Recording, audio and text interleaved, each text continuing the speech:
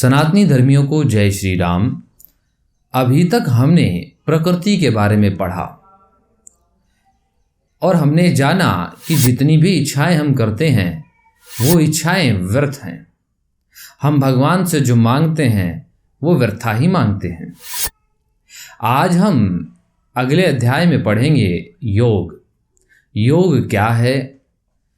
हम जो करते हैं सुबह शाम, कभी पैर हिलाते हैं, कभी हाथ हिलाते हैं, कभी सांसों द्वारा कपाल भाती या भांति भांति के योग करते हैं। क्या केवल वही योग हैं या योग इससे अनंत बड़ा कोई विषय है? तो आइए जानते हैं योग के विषय में। योग तो क्या है? योग उसके बारे में जाने उससे पहले ये जान लेते हैं कि योग क्या नहीं है। सर के बल खड़े रहना, हाथ पैरों को मोड़ना, शरीर की स्ट्रेचिंग करना या ऐसे और कोई भी शारीरिक व्यायाम योग नहीं है। इनको अंग मर्दन कहते हैं, जो कि अष्टांग योग के 8 अंगों के तीसरे अंग आसन का एक भाग हैं।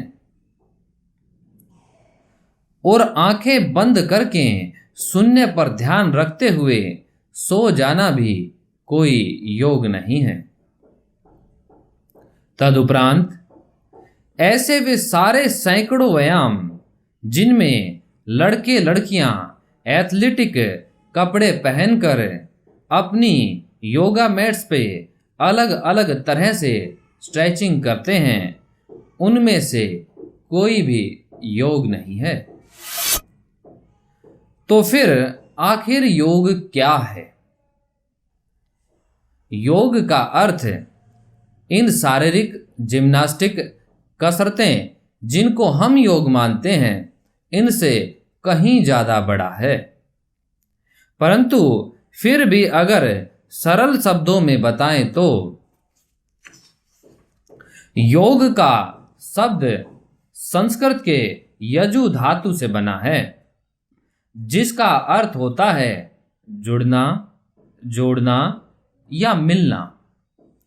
तो योग का अर्थ होता है आत्मा को परमात्मा से जोड़ने या मिलाने की आध्यात्मिक प्रक्रिया। इन योग की 5 मुख्य पद्धतियां हैं। पहला अष्टांग योग, दूसरा ध्यान योग, तीसरा कर्म योग, चौथा ज्ञान योग और 5वां भक्ति योग। और इनमें से कोई भी योग अभ्यास के लिए साधक में प्राथमिक 5 आवश्यकताएं होना बहुत जरूरी है। पहला उत्साह, दूसरा धैर्य, तीसरा निश्चय अर्थात दृढ़ संकल्प, चौथा साहस और 5वां त्याग अर्थात एकांत वृत्ति। तो आइए इनमें से प्रथम समझते हैं अष्टांग योग मतलब हठ योग। अष्ट प्लस अंग 8 अंग। हठ बल करना, शक्ति करना।